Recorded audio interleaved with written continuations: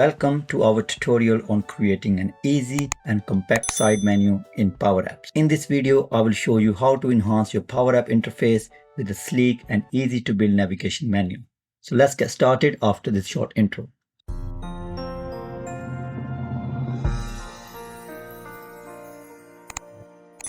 So I will go to make.powerapp.com. From the left-hand menu, I will first click on Create and then I will select Blank App.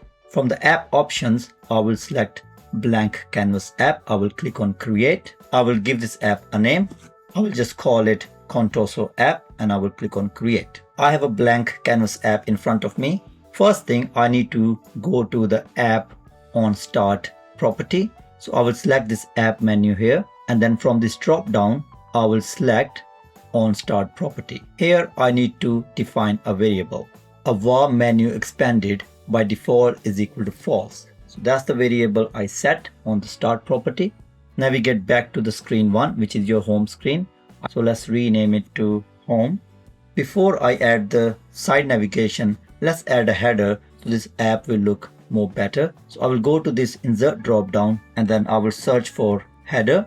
So you can see there is a preview feature header available. I will select that. From the right hand side, I will select the X and Y position of the header to 0 and 0. We will put a navigation menu icon here. So I will move this position of the header to little on the right. So for the X position, we can say 50.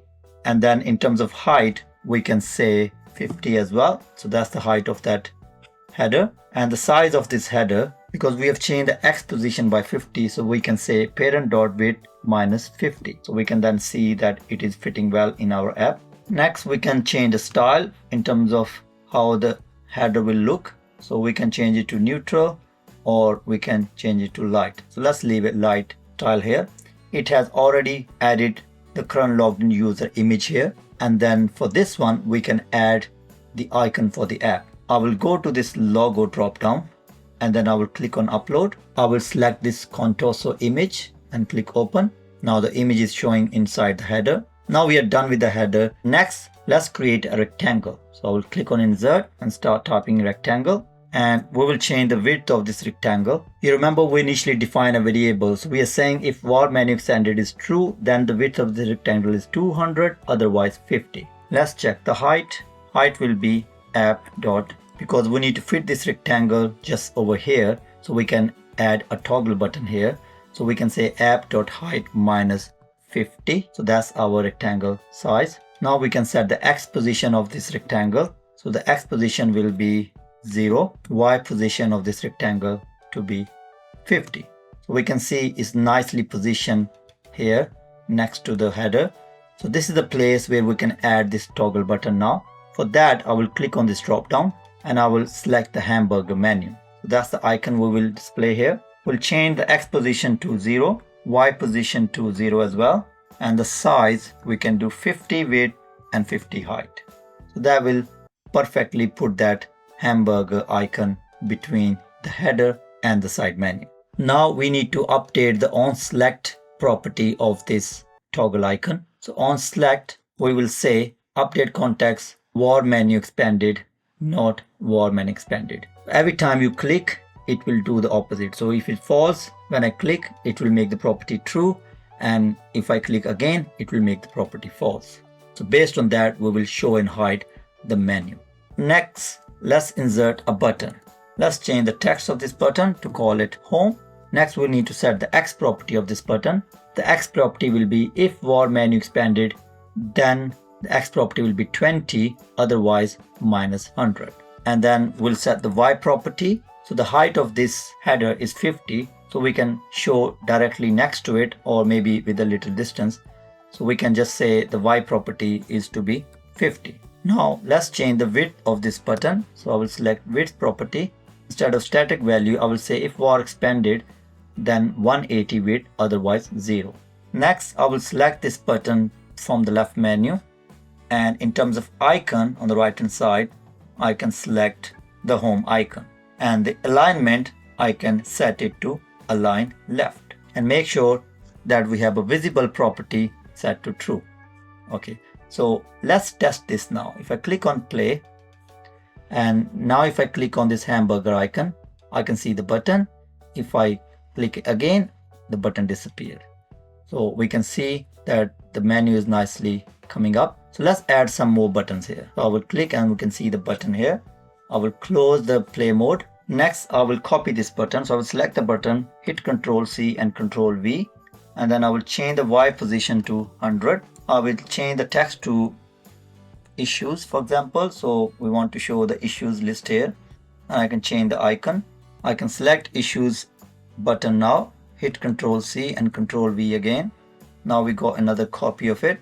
We can change the Y position to 150, for example. I can change the title to tasks, and I can change the icon. I'll select this icon for tasks, and let's do one more button here. So Ctrl C, Ctrl V, and then the Y property this time will be 200, and then the text will be settings, and the app icon, I can search for setting app icon. Now we can see the 4 buttons created. Let's go and hit on play. If I click on hamburger icon, it is disappearing, and now it is appearing again. But what I have seen is that this rectangle width is not changing based on this hamburger icon. So let me go back and select this rectangle. If we look at the width property of this rectangle, we can see if menu expanded, then 200, otherwise 50. This property is not working, so I will remove this bracket and put the bracket back, and now you can see it is covering the whole area. So for some reason it did not pick up when I copy pasted this code here. So let's go and play now. Now if I click on the hamburger icon, the left hand menu disappears. If I click again, I can see nicely all these menu icons are appearing here. So you can go ahead and link these to other screens if you wish to. You can also create this as a component so you can reuse them in multiple screens. Another thing you can do is, for example, I have this icon here. I can pick the color of this icon and create a theme based on this Contoso theme, and then we can apply that theme to this app. I will go to my Chrome, and I have a third-party extension called Colorzilla installed. If I select that, and if I come here, I can see what color is being used within this icon. I will click on that, and now we can see this is the color. I will go back to the Colorzilla and then click on color picker panel, and I can see the color which was selected there. I can copy this color, Ctrl C, cancel that, and then from the left hand menu within our Power App, I will click on theme. I can either apply an existing theme or I can add a theme. If I click on add a theme, I can provide a hex value for this theme. So I will paste that value here. It has automatically created the color palette for us. I will change the theme name to Contoso. If you want, you can change the font style as well.